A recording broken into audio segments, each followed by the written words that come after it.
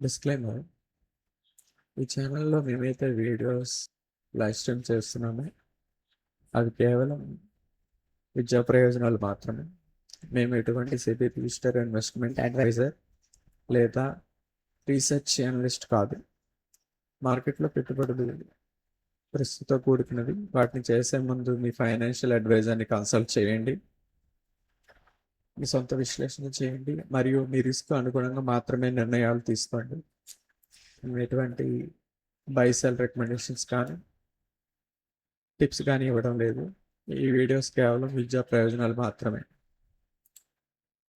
Coming to the point, నిన్న మనం market open అవుతుంది ఏదైతే మ్యాజిక్ లెవెల్స్ పోస్ట్ చేస్తామో, మార్కెట్ ఓపెన్ అయిన తర్వాత ఆ లెవెల్స్ అనేవి 3 కీలక ఇండెసెస్ 3 ఇండెసెస్ ఎలా పర్ఫామ్ చేసినాయో చూద్దాం. ఫస్ట్ ఆఫ్ ఆల్ నిఫ్టీ గురించి మాట్లాడుకుందాం. నిఫ్టీలో మనం ఏదైతే కీ లెవెల్ అనుకుంటామో బుల్లిష్గా 24,141, నిన్న కూడా ఈ లెవెల్ క్రూషియల్గా సపోర్ట్ చేసింది. అయితే ఈరోజు పూర్తిగా బ్రేక్అవుట్ జరిగి బయర్స్ అనేది ఆధిపత్యాన్ని చూపించారు. విత్ ఇన్ ఫస్ట్ క్యాండిల్లోనే 1-2 టార్గెట్స్ రీచ్ అయ్యి థర్డ్ టార్గెట్ కొంచెం పుల్ బ్యాక్ వచ్చినా రీచ్ అయ్యింది. మనం ఏదైతే ఇంపార్టెంట్ రెసిస్టెన్స్ అనుకుంటాము 24,289, దాన్ని కూడా రెస్పెక్ట్ చేస్తూ బయర్స్ అనేవాళ్ళు తమ ఆధిపత్యాన్ని చూపించారు. ఇక్కడ కొంచెం రివర్సల్ వస్తుందని ఎక్స్పెక్ట్ చేశాను, కానీ అంత పెద్ద రివర్సల్ రాలేదు.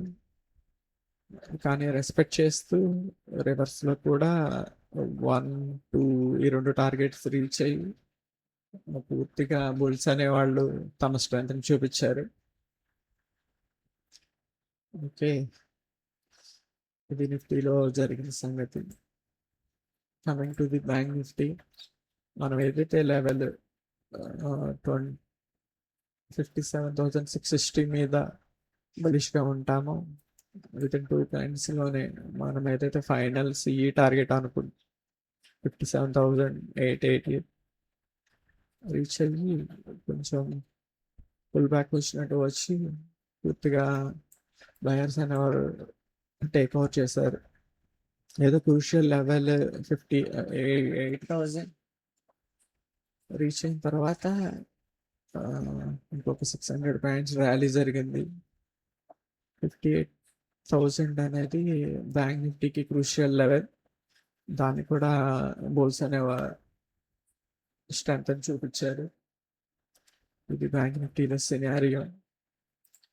కమింగ్ టు ది సెన్సెక్స్లో కూడా మనం ఏదైతే లెవెల్ని 77,423 లెవెల్ మీద మనం బులిష్ ఉంటాం. విత్ ఇన్ సింగిల్ క్యాండిల్లోనే మన ఫైనల్ టార్గెట్ ఏదైతే 77,687 రీచ్ అయ్యి కొంచెం పుల్ బ్యాక్ వచ్చి మన లెవెల్ని ఎక్స్పెక్ట్ చేస్తూ అక్కడి నుంచి 78,000ని కూడా క్రాస్ చేస్తూ ఇంకా 200 పాయింట్స్ 300 పాయింట్స్ ర్యాలీ జరిగింది. ఈ యొక్క లెవెల్స్ యొక్క స్ట్రాటజీ ఏంటంటే, మన రిస్క్ రివార్డ్ని మేనేజ్ చేస్తూ మనం ఒక బౌండరీస్ని ఏర్పరచుకుంటాం. దాని ప్రకారమే ట్రేడ్ చేస్తాం. మన ట్రేడ్ ప్లాన్లో విత్ ఇన్ బౌండరీస్ ఉంటాయి. ఎర్లీ ఎంట్రీస్ కానీ ఎర్లీ ఎగ్జిట్స్ కానీ ఉండవు.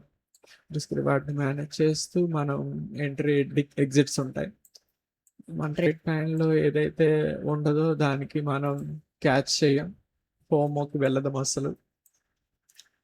ఇంత పెద్ద ర్యాలీ జరిగింది, వీటిలో మన ఎంట్రీస్ అనేది ఉండదు. మన ఎంట్రీస్ ఎగ్జిట్స్ చాలా క్లియర్గా ఉంటాయి. అది చెప్పాలనుకుంటున్నాను.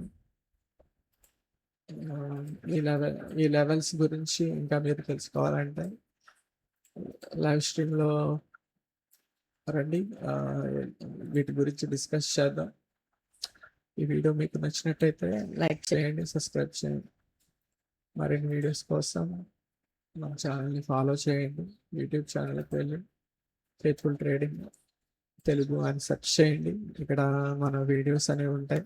లైవ్ మార్కెట్లో లెవెల్స్ అనేవి ఎలా వర్క్ అవుతున్నాయో మీరు అబ్జర్వ్ చేసి మీ యొక్క ట్రేడింగ్ ఫ్రెండ్స్ అండ్ ఫ్యామిలీ మెంబర్స్కి మన ఛానల్ రిఫర్ చేయండి. ఇంకా లెవెల్స్ అంటే వాటిని ఫాలో చేయడం కాదు కానీ మనం ఎక్కడ ఎంట్రీ తీసుకోవాలి, ఎక్కడ ఎంట్రీ ఎగ్జిట్ అవ్వాలి, మన కన్ఫర్మేషన్ వచ్చినప్పుడు ఎంట్రీస్ ఎలా ప్లాన్ చేయాలి అనేది ఈ వీడియోస్లో తెలియచేయడం జరుగుతుంది. బ్లైండ్ బై అసలు ఉండదు. మనకి కన్ఫర్మేషన్ ఉన్నప్పుడు మాత్రమే మనం ఎంట్రీస్ తీసుకుంటా. లిటరేస్ ఉండదు. రిస్క్ రివార్డ్ని మ్యాచ్ చేస్తూ మనం ఎంట్రీ ఎగ్జిట్ ప్లాన్ జరుగుతుంది. అదే ఈరోజు జరిగింది.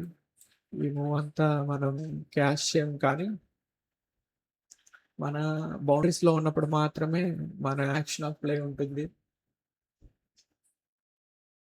ఇలాంటి honest pre market post market reviews కోసం మన ఛానల్ని తప్పకుండా సబ్స్క్రైబ్ చేయండి. మనం మార్కెట్ని అయితే ప్రిడిక్ట్ చేయం కానీ మార్కెట్ ఓపెన్ అయిన తర్వాత మన దగ్గర ఉండే ట్రేడ్ ప్లాన్ మాత్రమే ఎగ్జిక్యూట్ చేస్తాం. ఎనీహౌ మార్కెట్ అనేది అల్టిమేట్. ఎప్పటికీ కూడా ప్రతిరోజు ఏదో ఒకటి నేర్పిస్తూ ఉంటుంది. హోప్ అందరూ దీన్ని అర్థం చేసుకుంటారని ఆశిస్తున్నాను. ఇట్లా మీ faithful trading Telugu team. Thank you all.